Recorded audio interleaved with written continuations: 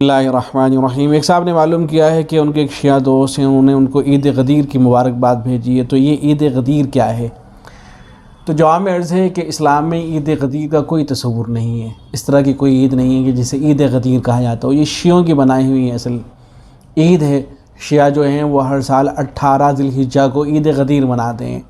اور اس کا پس منظر یہ بیان کیا جاتا ہے کہ حضرت علی رضی اللہ تعالیٰ عنہ، اللہ کے نبی صلی اللہ علیہ وسلم جب حج سے فارغ ہو کر واپس ہو رہے تھے تو ایک مقام پر پہنچے جس کو غدیر خم کہا جاتا ہے۔ تو جب وہاں پہنچے تو اس مقام پر اللہ کے نبی صلی اللہ علیہ وسلم نے حضرت علی رضی اللہ تعالیٰ عنہ کے حوالے سے ارشاد فرمایا تھا کہ من کنت مولاہ فعلی مولاہ، کہ من کنت مولاہ، جس کا میں دوست ہوں، فعلی مولاہ، تو علی اس کے دوست ہیں۔ یہ بات اللہ کے نبی صلی اللہ علیہ وسلم نے اس لیے فرمائی تھی کہ تاکہ حضرت علی رضی اللہ تعالیٰ عنہ کا جو مقام ہے، جو مرتبہ ہے، وہ لوگوں کو معلوم ہو، اور حضرت علی رضی اللہ تعالیٰ عنہ کی اہمیت لوگوں کو معلوم ہو۔ اس لیے کہ ظاہر ہے حضرت علی رضی اللہ تعالیٰ عنہ کا بڑا مقام ہے، ہر مسلمان کو حضرت علی سے محبت ہونی چاہیے۔ کوئی منافقی ہوگا جو حضرت علی رضی اللہ تعالیٰ عنہ سے محبت نہ رکھتا ہو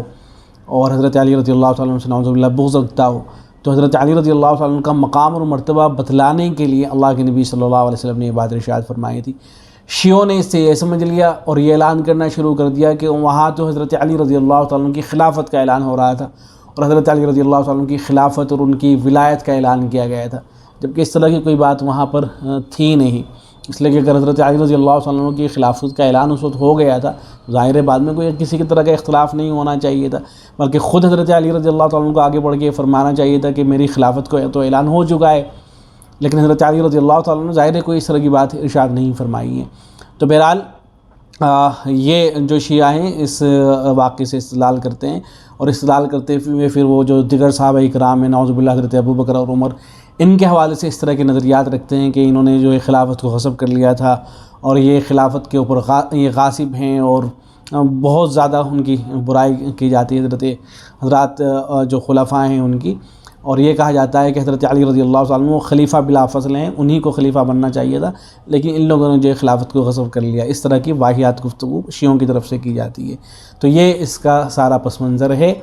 اسلام میں اس طرح کی کوئی عید نہیں ہے، عید غدیر وغیرہ کوئی کانسیپٹ نہیں ہے، شیعوں کی بنائی ہوئی کہانی ہے۔ اللہ کے نبی صلی اللہ علیہ وسلم نے حضرت علی رضی اللہ تعالیٰ عنہ کا مقام اور مرتبہ بیان کیا ہے، جیسے اور بھی بعض مواقع ایسے آئے ہیں کہ جن مواقع پر حضرت ابوبکر صدیق، حضرت عمر اور دیگر صحابہ کرام کے جو مقام و مرتبے ہیں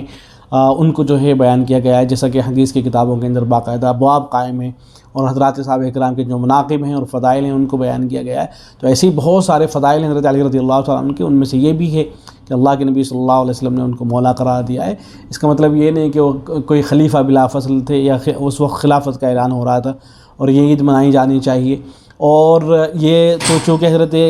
عثمان غنی رضی اللہ تعالیٰ عنہ کی شہادت کا دن بھی ہے، تو اس لیے بھی جو ہے ہو سکتا ہے کہ شیعوں کے ذہن کے اندر یہ آیا ہو کہ حضرت عثمان غنی رضی اللہ تعالیٰ عنہ کی شہادت کا دن بھی ہے، چلو اسے خوشی کا دن منا لیتے ہیں۔ اس لیے کہ ان لوگوں کا کوئی بھروسہ نہیں ہے جو شیعہ ہیں، جو دلوں کے اندر خباثت رکھتے ہیں صحابہ کرام رضوان اللہ تعالیٰ مجمعین کے حوالے سے۔